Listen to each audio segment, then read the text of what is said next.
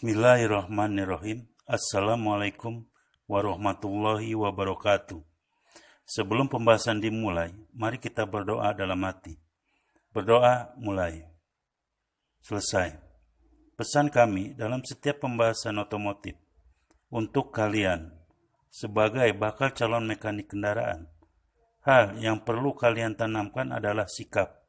Selalu melakukan kebiasaan. 1. K3. Kesehatan dan keselamatan kerja. 2. SOP. Standar operasional prosedur. Baiklah, mari kita mulai pembahasan kali ini. Jangan lupa bahagia. Kendaraan yang sudah layak jalan on the road seutuhnya merupakan satu kesatuan dari beberapa komponen yang dirakit membentuk sebuah unit. Seperti halnya mesin dirakit ke sasis, pemindah tenaga dirakit ke sasis, sasis dirakit ke sasis,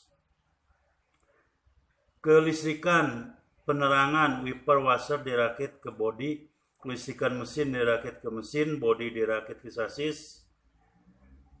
Istilah menjadikan satu kesatuan adalah dirakit, dipasang, diinstal sehingga menjadilah sebuah unit. Garis besar sebuah kendaraan, komposisinya adalah sebuah kendaraan terdiri dari komponen berikut. 1 adalah mesin. Mesin kendaraan umum kita ketahui adalah mesin bensin yang berbahan bakar premium dan sejenisnya, dan mesin diesel yang berbahan bakar solar dan sejenisnya. 2. Drivetrain. Drivetrain atau powertrain disebut pemindah tenaga, yaitu komponen yang memindahkan tenaga sampai ke roda. Komponen kendaraan berikutnya adalah sasis, sedangkan bagian dari sasis salah satunya adalah suspensi.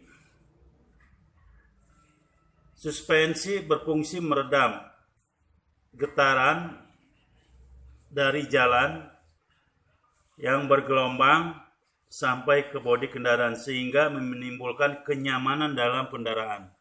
Komponen sasis berikutnya dari kemudi.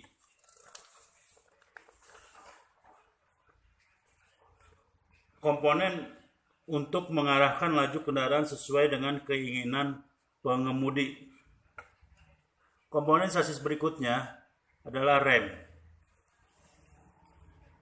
Rem adalah komponen untuk memperlambat laju dan menghentikan kendaraan sehingga menjadikan keamanan pada saat berkendara.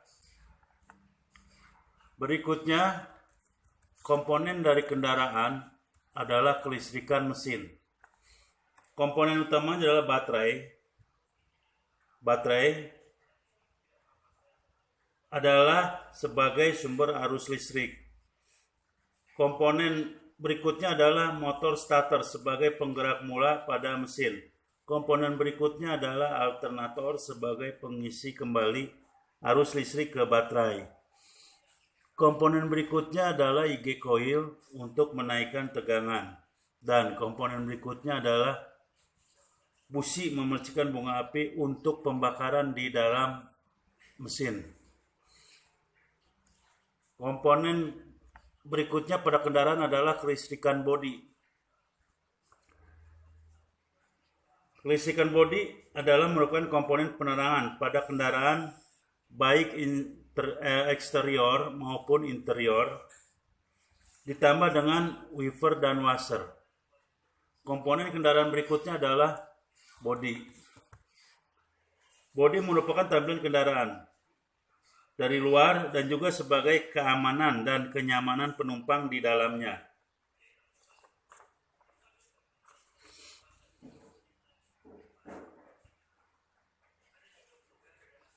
Setelah kalian memahami garis besar kendaraan, mari kita persempit lagi pembahasan berikutnya, bahwa komponen drivetrain atau pemindah tenaga adalah bagian dari kendaraan agar kendaraan bisa melaju dengan kecepatan sesuai dengan yang diinginkan pengemudi saat berkendara.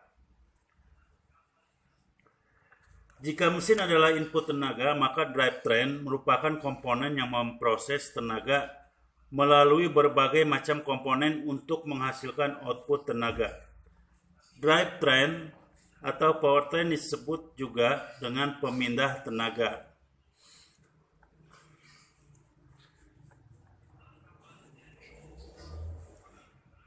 Menurut tata letak pemindah tenaga pada masing-masing kendaraan, maka kendaraan dapat diklasifikasikan sebagai berikut. FF, front engine, front wheel drive. Kemudian FR, front engine, front rear wheel drive. Dengan menggunakan transmisi manual atau transmisi otomatik. Sebagai tambahan bagi kendaraan FR dan FR terdapat 4 WD atau 4-wheel drive dan MR, mid-shift engine rear wheel drive.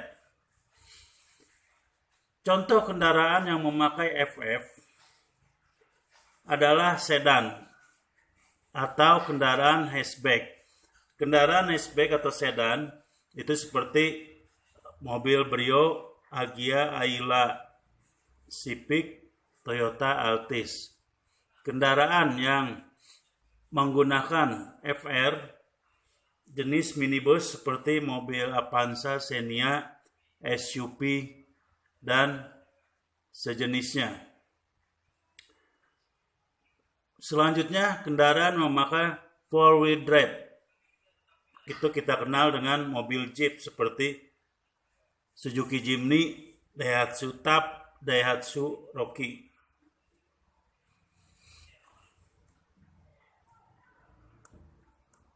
Power transmisi atau aliran tenaga pada kendaraan 1 FF front engine wheel drive dengan menggunakan manual transmisi 1 mesin atau engine.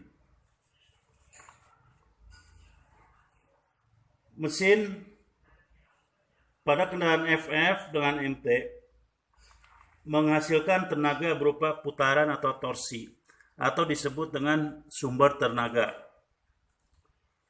Yang kedua kopling. Yang kedua kopling atau clutch. Tenaga atau torsi dari mesin dari engine dialirkan ke kopling atau ke clutch yang dapat memutuskan aluran tenaga dari mesin ke transmisi atau ke manual transaxle. Komponen berikutnya untuk kendaraan jenis FF adalah transaxle manual. Pada manual transaxle terdapat komponen manual transmisi dan diferensial yang dijadikan satu. Tenaga yang sudah berada di kopling dialirkan ke transaxle dan sampai ke diferensial untuk direduksi atau dirubah kecepatan putarannya dan torsinya dan dirubah arah putarannya sehingga terjadi fluktuasi kecepatan dan torsi sesuai dengan kondisi jalan dan laju kendaraan. Komponen berikutnya adalah poros penggerak.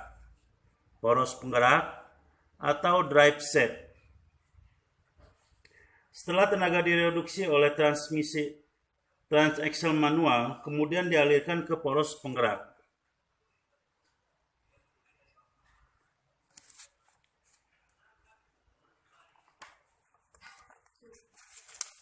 Selanjutnya, komponen berikut adalah axle.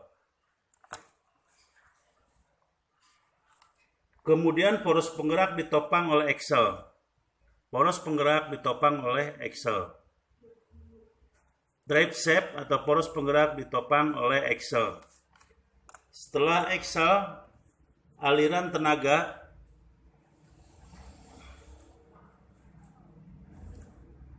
untuk selanjutnya, tenaga diteruskan ke roda sehingga kendaraan bisa bergerak melaju. Setelah dari drive shaft yang ditopang oleh axle, maka aliran tenaga dialirkan ke tires dan wheels atau ban dan roda.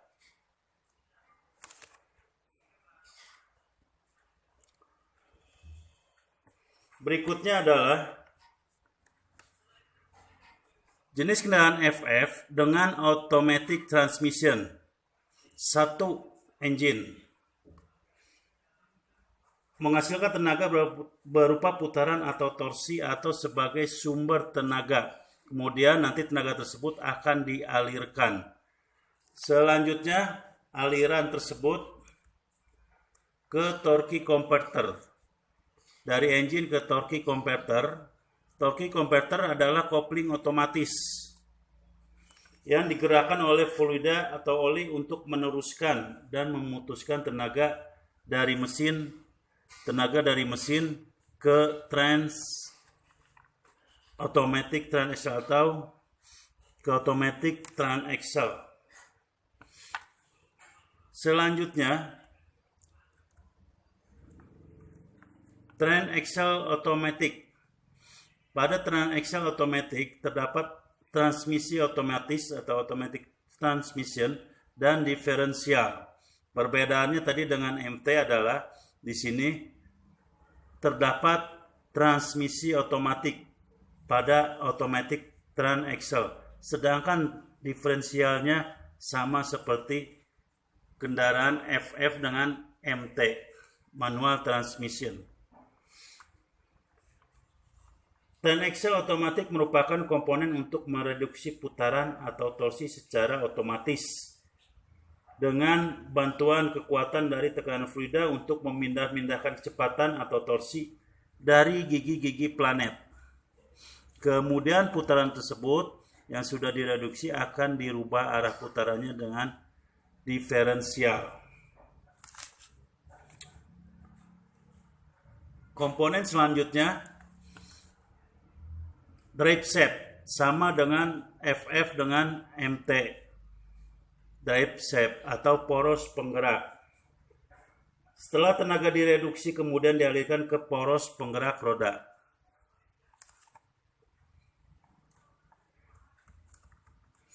Kemudian poros penggerak roda ditopang oleh axle, sama seperti FF dengan manual transmisi. Selanjutnya, aliran tenaga dari poros penggerak roda yang ditopang dengan axle akan dialirkan ke ban dan roda. Sama seperti FF dengan manual transmission. Perbedaannya adalah automatic transaxle, di mana di dalamnya terdapat automatic transmission untuk AT. Selanjutnya, pada kendaraan FR, front engine rear wheel drive dengan manual transmission. Aliran tenaganya satu ke engine atau ke mesin adalah sebagai sumber tenaga atau yang menghasilkan tenaga. Aliran tenaga dari mesin akan dialirkan ke kopling nomor 2. Aliran nomor 2 akan dialirkan ke kopling. Kopling adalah komponen untuk memutuskan dan menghubungkan aliran tenaga dari mesin ke transmisi. Kopling, dia akan memutuskan dan mengalirkan aliran tenaga dari engine ke transmisi. Komponen berikutnya dari kopling adalah transmisi manual.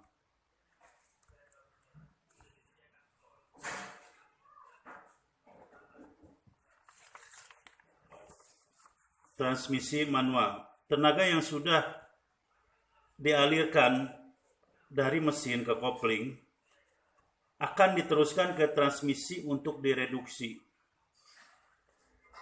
atau dirubah kecepatan putarannya dan torsinya, sehingga terjadi fluktuasi kecepatan dan torsi sesuai kondisi jalan dan laju kendaraan.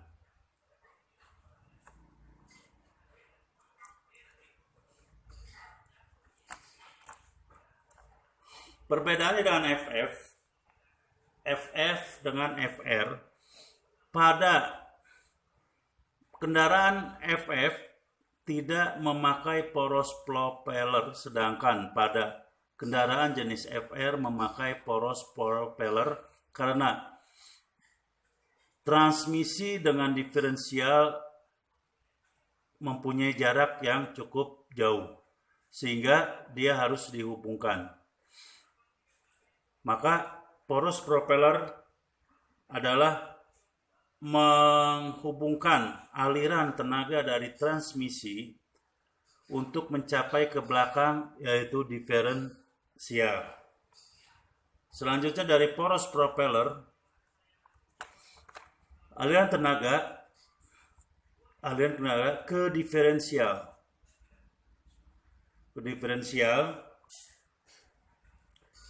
Dari poros propeller tenaga dialirkan sampai ke diferensial. Tenaga yang berupa putaran maka dirubah menjadi tegak lurus atau siku posisi putarannya oleh diferensial yang semula berputar ke samping, ke kiri atau ke kanan, menjadi berputar ke arah depan atau arah belakang sampai ke roda oleh diferensial. Selanjutnya aksel belakang atau rear axle, dari diferensial ke rear axle, di mana pada rear axle tersebut terdapat poros penggerak roda dari diferensial, poros penggerak roda di dalam aksel belakang. Maka aksel tersebut adalah tempat menopang poros penggerak roda. Jadi dari diferensial ke rear axle, di mana di dalam rear axle tersebut atau aksel belakang dari kendaraan FR terdapat roda as penggerak roda.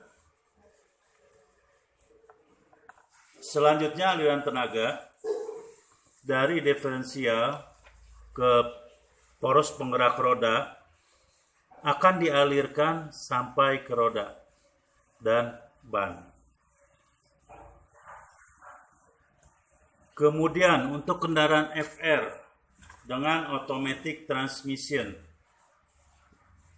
satu engine atau mesin adalah untuk menghasilkan tenaga atau sebagai sumber tenaga. Sama tenaga tersebut nanti akan dialirkan seterusnya pada komponen berikutnya. 2. Torque converter. Torque converter FR dengan FF ini sama, yaitu kopling otomatis yang dapat menghubungkan dan memutuskan putaran dari engine ke transmisi dengan menggunakan oli atau fluida atau cairan, atau disebut juga kopling otomatis. Setelah dari torque converter, maka aliran tenaga akan dipindahkan atau mengalir ke automatic transmission. Sama transmisi otomatis adalah untuk mereduksi putaran dan torsi sehingga kecepatan dan torsi menjadi mempunyai fluktuasi.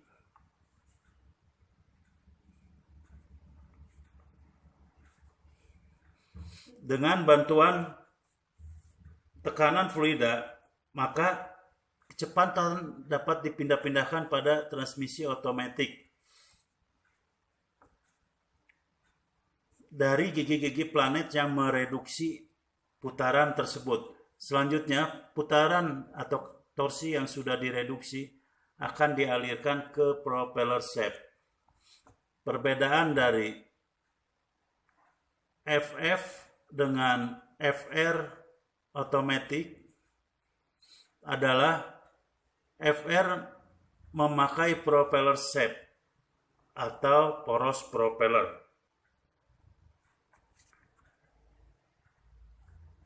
Jadi tenaga yang sudah direduksi atau diteruskan melalui poros propeller untuk mencapai belakang atau ke diferensial. Dari transmisi, putaran yang sudah direduksi dari transmisi otomatis akan dipindahkan ke diferensial melalui poros propeller. Selanjutnya, diferensial. Aliran berikutnya adalah putaran dari poros propeller akan mengalir ke diferensial. Tenaga yang berupa putaran maka dirubah posisi putarannya menjadi tegak lurus atau siku-siku oleh diferensial.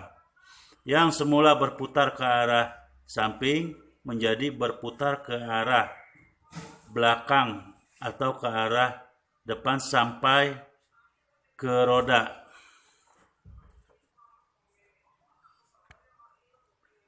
Selanjutnya, rear axle atau axle belakang pada kendaraan FR adalah sebagai penopang poros penggerak roda. Jadi pada axle belakang di dalamnya ada poros penggerak roda. Setelah dari diferensial, maka ke poros penggerak roda yang ditopang oleh axle belakang. Setelah dari poros penggerak roda belakang yang ditopang oleh axle belakang, maka aliran tenaga dari diferensial akan ditransmisikan atau dialirkan ke roda-roda belakang. Nah, itulah aliran tenaga dari kendaraan jenis FR dan jenis FF. Untuk jenis 4WD sama seperti jenis FR dan FR yang dikombinasikan. Selanjutnya, marilah kita amati dua tayangan animasi pemindah tenaga dan kendaraan berikut ini. Hampir 100 tahun yang lalu, mobil memiliki transmisi manual dengan 2 atau 3 kecepatan yang membutuhkan keahlian untuk mengoperasikan dengan baik. Juga mekanik yang berisik dan belum sempurna dibandingkan dengan sekarang. Pemindah tenaga yang modern dan sistem transmisi yang modern. Fungsi pemindah tenaga dan sistem transmisi: 1. Mengalirkan tenaga mesin ke roda-roda kendaraan. 2. Melipat gandakan torsi mesin untuk mengakselerasi kendaraan. 3. Merubah putaran mesin saat melaju sehingga hemat bahan bakar. Tenaga dialirkan ke kopling, torque converter, kemudian transmisi otomatis, terus ke transfer case untuk mengalirkan tenaga ke diferensial depan dan menggerakkan roda depan. Di dalam transmisi otomatis terdapat susunan gigi planet untuk mengalirkan tenaga diferensial ke belakang melalui propeller shaft sampai ke roda belakang. Di dalam diferensial terdapat susunan gigi pinion dan ring gear untuk merubah putaran pada poros penggerak sehingga roda berputar.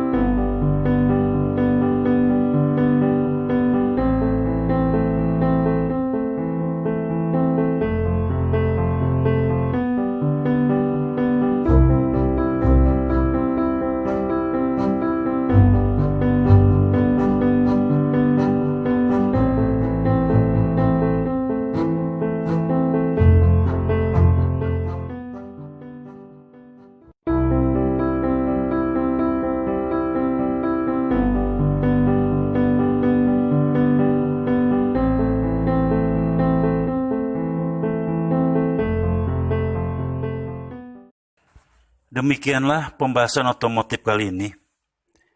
Jika ada pertanyaan, tulislah di kolom komentar di bawah ini. Dan jika ada tugas dalam pembahasan ini, kerjakanlah dan kumpulkanlah hasil pekerjaannya. Wassalamualaikum warahmatullahi wabarakatuh.